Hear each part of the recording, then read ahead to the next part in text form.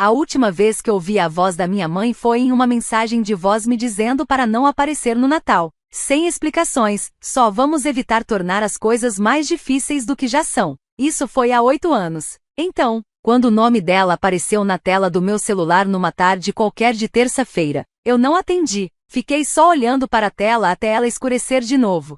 5 minutos depois, chegou uma mensagem. Precisamos conversar. É urgente. É sobre a propriedade. A propriedade. Não a família. Não eu, a propriedade. Eu não respondi, mas algo me dizia que aquilo não terminaria ali. Eu estava certo. Naquela noite, recebi uma segunda mensagem, dessa vez do meu irmão, Ethan. Frio como sempre. Profissional. Como se eu fosse um estranho. Ele estava mandando um e-mail do RH. Há uma disputa sobre o fundo fiduciário. Seu nome apareceu. Podemos nos encontrar? O meu nome, o mesmo nome que eles apagaram dos registros, das fotos, do grupo da família. O nome que sumiu dos convites de casamento e dos cartões de Natal. O nome que, até aquele momento, estava morto para eles. Eu disse sim, não porque queria vê-los, mas porque queria saber o quão ruim a coisa tinha ficado, a ponto de estarem invocando fantasmas como eu. Nos encontramos no escritório envidraçado no centro da cidade. Território neutro, limpo demais para conter qualquer verdade. Minha mãe já estava sentada, de blazer bege e arrependimento ensaiado. Ethan sentou-se ao lado dela com um bloco de anotações, virando páginas como se estivesse conduzindo uma reunião de conselho. Sem abraços. Sem como você está. Apenas um detalhe técnico no testamento. Você ainda está listado no fundo como herdeiro condicional. Precisamos que você verifique um cronograma. Não vai demorar muito. Olhei para eles. 2 pessoas que me cortaram como se eu fosse um erro de digitação no legado delas. Pela primeira vez em anos. Eu sorri. Interessante. Eu disse. Vocês me enterraram. Mas vejo que ainda sirvo no papel. Nem sempre fui invisível. Houve um tempo em que minha mãe dizia para todo mundo que eu era o realizador silencioso. Eu tirava nota máxima. Tocava violoncelo. Nunca perdi o toque de recolher. Era o garoto que facilitava tudo. Depois veio o fundo fiduciário. Foi ideia da minha avó. A forma dela garantir algo para cada neto no futuro. Educação. Negócios. Uma casa. Ela reservou uma parte para cada um de nós. O meu foi o primeiro a ser depositado. Eu lembro da letra dela no envelope. O futuro de Avery. Mas depois que ela morreu, tudo começou a mudar. De forma sutil. No início, meu nome sumiu dos e-mails da família. As viagens foram planejadas sem mim. Durante o jantar, minha mãe me olhava como se eu tivesse interrompido alguma coisa. Ethan ficou mais presente, mais alto, mais envolvido. Ele se chamava de executivo, como se tivesse conquistado esse título. Uma noite, voltei para casa nas férias da faculdade e encontrei meu quarto vazio, sem móveis, com quadros empilhados no chão. Minha mãe já estava transformando o cômodo em um estúdio de yoga. É mais fácil assim, ela disse, como se eu estivesse desaparecendo aos poucos e ela estivesse só acompanhando o processo natural. Naquela mesma semana, vi um extrato bancário no balcão da cozinha, longo bastante para eu perceber que o meu fundo fiduciário estava em outro nome. Quando perguntei, meu pai fechou o notebook e disse, você está sendo dramático. Mas eu não estava. Comecei a cavar, silenciosamente. Imprimi todos os documentos que consegui acessar, capturas de tela, registros de transferências, cópias de formulários autenticados que minha avó tinha assinado. Armazenei tudo num arquivo digital, com data, hora e criptografia. Esse foi o começo do fim. A noite em que me cortaram não teve cena, sem gritos, sem malas na varanda. Foi mais frio que isso. Meu pai apenas disse, esta casa não tem espaço para peso morto. Com isso, meu número foi bloqueado. Meus pagamentos da faculdade simplesmente sumiram.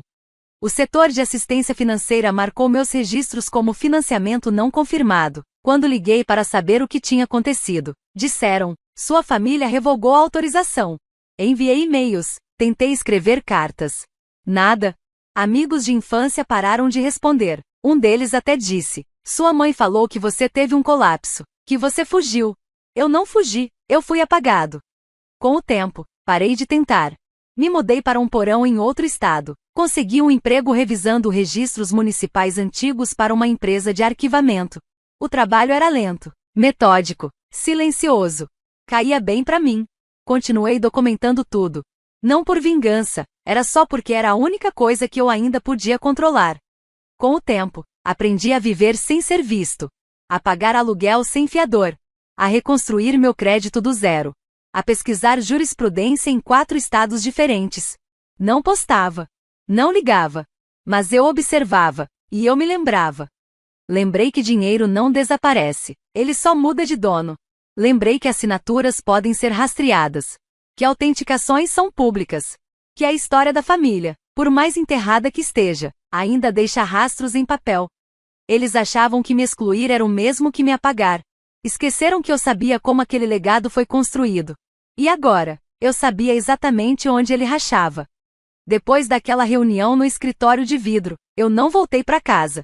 Andei 3 quarteirões até um café tranquilo, abri meu notebook e comecei a acessar arquivos que eu não via há anos. Eles queriam que eu conferisse um cronograma. Eu decidi conferir tudo. Primeiro, entrei no cofre digital onde venho salvando registros desde o dia em que saí de casa. Mais de 400 arquivos. Etiquetados, datados, com backup em 2 lugares. Cada retirada de mensalidade. Cada troca de administração. Cada carta autenticada da minha avó. Eu não juntei tudo isso para esse momento. Mas percebi que esse momento é que estava me juntando. No dia seguinte, liguei dizendo que estava doente e fui até o cartório do condado. Truches históricos são legalmente distintos. A propriedade da minha avó era protegida por um acordo de preservação, porque o terreno tinha vestígios arquitetônicos dos primeiros assentamentos da região. Isso significava que a herança estava sujeita à fiscalização, não só da família, mas também da Fundação de Preservação Histórica, uma ONG estadual que monitora o uso da terra. Pedi os registros públicos do Devo Traste, o fundo que abrigava a propriedade da nossa família. A atendente levantou uma sobrancelha e pediu minha identidade. Em vez disso, mostrei meu cartão de visita, pesquisador independente, analista patrimonial. Ela me entregou um pendrive com 32 documentos. Não demorou muito para encontrar. Uma declaração digitalizada, datada de 5 anos atrás, com o título Declaração de Retirada Voluntária. Avery Lynn, assinada eletronicamente, carimbada por um notário remoto no Arizona. Eu nunca fui ao Arizona. Nunca pedi retirada de nada. Dei zoom na assinatura. Ela batia com um formulário antigo que eu assinei aos 17 anos, no verão antes da faculdade, quando meu pai pediu para eu assinar umas atualizações nos registros da família. Eles copiaram o formulário, mudaram a data, trocaram o título, substituíram o notário e preencheram tudo de novo, como se eu tivesse desaparecido por conta própria. Foi assim que me tiraram da propriedade. Silencioso, legal, limpo no papel. Mas eles cometeram um erro, eu ainda tinha o documento original. Os metadados desse arquivo mostravam a data de criação, o RAT do arquivo, e um registro de acesso que provava que eu não assinei nada depois de 2016. Melhor ainda, eu havia carregado esse arquivo em um repositório na nuvem com verificação por blockchain, um serviço usado por pesquisadores para registrar datas e horários de trilhas de pesquisa. Não estava apenas com backup, estava cravado no tempo. Eles falsificaram uma remoção, mas o registro mostrava que eu nunca estive, legalmente, ausente. Senti a pressão se acumulando nas têmporas. Parte enjoo, parte raiva. Eles não me ligaram por saudade. Não foi arrependimento. Eles me procuraram porque a Fundação de Preservação havia reaberto o arquivo após uma denúncia, que sinalizou registros patrimoniais incompletos. Se fosse comprovado que um herdeiro foi removido de forma fraudulenta, o fundo podia ser congelado. Pior, a terra poderia voltar ao Estado, ou ser incorporada ao programa educacional da Fundação. Um resultado que meus pais jamais aceitariam. Eles prefeririam vender a propriedade do que vê-la se tornar pública. E a única forma de consertar isso? Me fazer confirmar a mentira deles. Era por isso que queriam que eu verificasse o cronograma. Não para esclarecer. Não para corrigir. Mas para encobrir. E o mais irônico era isso. A mesma família que me descartou, me silenciou, me enterrou, agora estava presa em uma situação que não podiam resolver legalmente sem mim. Eles queriam minha assinatura. Um favor. Uma chancela. O que não perceberam foi que eu não voltei para participar. Voltei para fazer auditoria. Na próxima vez que os vi, eu não fui sozinho. Levei meu laptop. um dossiê impresso e um gravador de voz. Não porque eu quisesse drama, mas porque eu queria que eles soubessem. Nada disso foi acidental. Nos encontramos numa sala de conferências no segundo andar, de outro escritório de advocacia. Mais uma vez, terreno neutro, só que menor, com cadeiras mais baratas. O tipo de lugar onde as pessoas resolvem disputas que não querem ver no tribunal. Ethan já estava lá, andando de um lado pro outro. Minha mãe estava sentada perto da janela, segurando uma garrafinha térmica de chá, como se aquilo pudesse acalmar a consciência. Ela se levantou quando entrei. Eu não. O advogado da família começou com o de sempre. Agradecemos sua presença aqui, Avery. Vamos começar com a situação do Devo. Eu interrompi. Não, vamos começar com isso. Deslizei a declaração impressa sobre a mesa, a retirada fraudulenta. Depois, outro documento, meu formulário original de 2016. Sem assinatura de notário. Carregado, com registro de data e hora. 3 anos antes da versão dele sequer existir. Eu nunca desisti, eu disse. E o notário de vocês nunca teve autorização para validar esse fundo. Já confirmei isso com a fundação. Ethan deu uma risada debochada. Você está exagerando. Tivemos que reestruturar as coisas. Não foi nada pessoal. Falsificação é pessoal, respondi. Virei-me para o advogado. Seu escritório arquivou a versão atualizada, correto? Ele assentiu, devagar, com base nos documentos fornecidos pelo espólio. E se esses documentos forem comprovadamente falsificados? Perguntei, com calma. Ele não respondeu. Então tirei a peça final, um drive portátil. Coloquei no centro da mesa como se fosse um detonador. Aqui estão os registros de verificação por blockchain, arquivos originais, metadados da cadeia de custódia, registros de IP, e uma mensagem de voz de 2018. Nela, minha mãe dizia a alguém, ela não faz mais parte da família, então estamos simplificando o testamento. Minha mãe estremeceu. Ethan murmurou, pode ser qualquer um. Olhei bem para ele. Você realmente quer me testar? Silêncio. Foi então que estabeleci os termos. Vocês querem tirar esse peso das costas? Preservar o patrimônio? Evitar uma investigação de fraude? Ótimo, aqui está minha proposta. Primeiro, transfiram a propriedade para um fundo público para jovens em situação de vulnerabilidade. Segundo, publiquem uma correção oficial, reconhecendo meu nome e restabelecendo meus direitos. Terceiro, nunca mais entrem em contato comigo. A voz de Ethan falhou. Isso é loucura. Você nem quer a terra. Eu sorri. Quero a verdade, e quero que ela seja autenticada. Eles não concordaram de imediato. Minha mãe chorou. Ethan me chamou de ingrata. Mas eles também não foram embora, porque sabiam que, se isso se tornasse público, eles não perderiam apenas a terra. Perderiam reputações, cargos em conselhos, lugares em galas. Eles me enterraram por causa da aparência. Agora, era essa mesma aparência que os forçava a me desenterrar. Eles não assinaram naquele dia. Gente como eles não se rende sem encenação. Eles atrasam, posturam, revisam. Mas 3 semanas depois, os documentos chegaram. Assinados, carimbados, testemunhados. A propriedade foi transferida para um fundo público, sob supervisão da Fundação de Preservação Histórica. O novo nome? Devo Home for Transitional Youth, um projeto de moradia segura para adolescentes em situação de deslocamento. Recebi uma cópia atualizada do Estatuto do Fundo pelo correio. Sem pompa, envelope marrom simples. Sem carta, sem pedido de desculpas. Só uma assinatura institucional e a data em que se tornou oficial. Eu emoldurei. Dias depois, saiu uma nota breve num jornal local. Propriedade familiar privada doada discretamente após disputa interna. Sem nomes, sem drama. Só algumas linhas sobre legado, juventude e serviço público. Era tudo o que eu queria. Não o holofote, apenas a correção. Mesmo assim, a família não conseguiu se conter. Ethan me mandou um e-mail, curto, amargo, previsível. Parabéns, você queimou o próprio nome para provar um ponto. Não respondi. Minha mãe deixou uma mensagem de voz. O tom oscilava entre culpa e estratégia. Ela chorou, mencionou a imprensa. Disse que esperava que eu encontrasse paz. Terminou dizendo, apesar de tudo, você sempre será minha filha. Ouvi uma vez, depois apaguei. Porque aqui está a verdade sobre ser apagado. Quando você percebe que sobreviveu sem eles, você não precisa mais que eles te enxerguem. A formalidade final foi a correção pública. Um parágrafo publicado no boletim da fundação. Um erro administrativo deturpou anteriormente o status de herdeira. Lamentamos o descuido e confirmamos o papel legal de Avery Lynn como beneficiária original. Sua contribuição para o redirecionamento da propriedade é reconhecida com profundo apreço. Não foi pessoal. Não foi sincero. Foi melhor.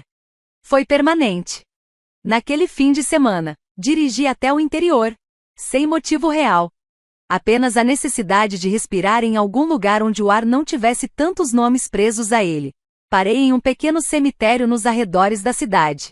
O nome da minha avó estava gravado em uma pedra modesta, cercada por flores silvestres e pedrinhas de cascalho. Eu não ia lá desde o funeral. Sentei ao lado da lápide dela. Não por muito tempo, só o suficiente para dizer em voz alta: não fiquei com a terra, mas mantive os seus termos. Deixei uma nota dobrada ao lado da pedra.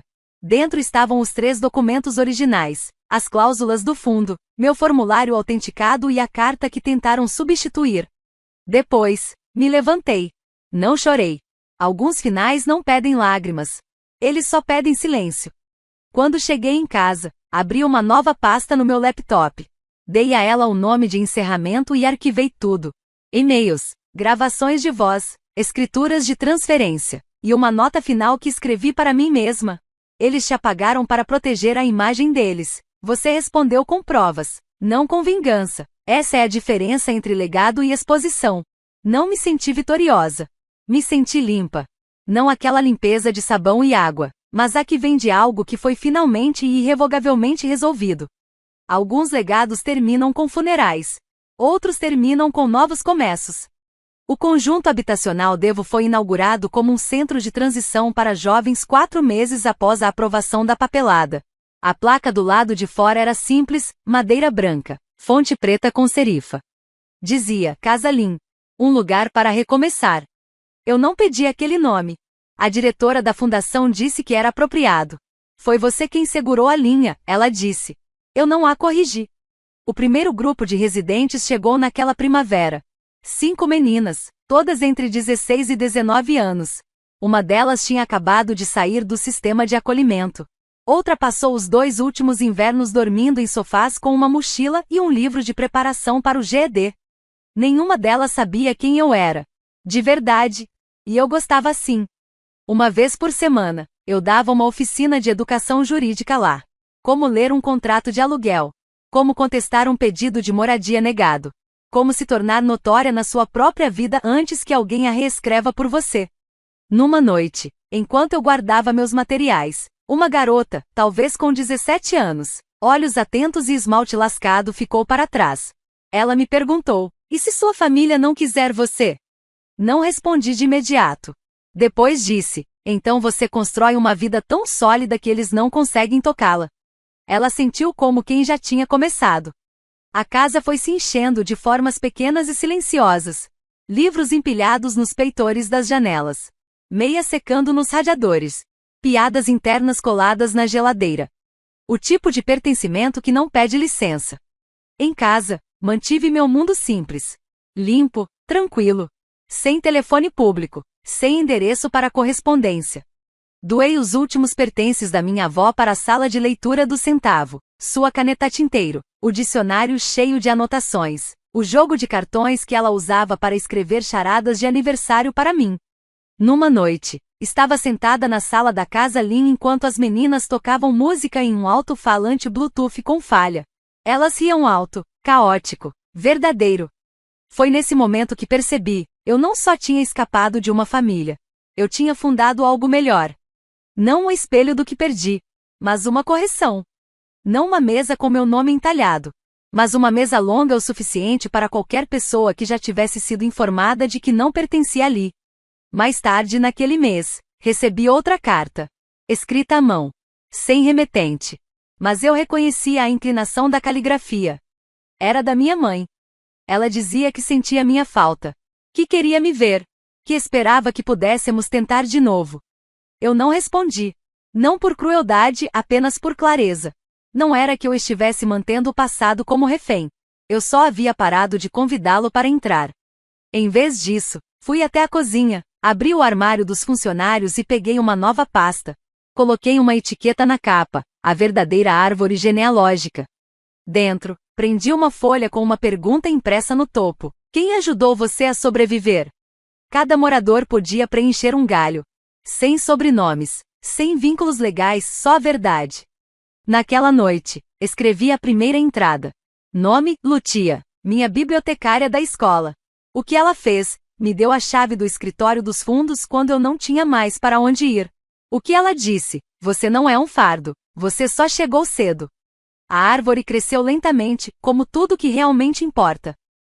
Dessa vez, ninguém foi cortado da página. Eles não simplesmente eliminaram minha avó. Eles reescreveram a história como se ela nunca tivesse existido. Mas aqui no Reddit Revial, não buscamos perdão. Contamos as histórias daqueles que retornam, não para serem aceitos, mas para resgatar a verdade que foi roubada.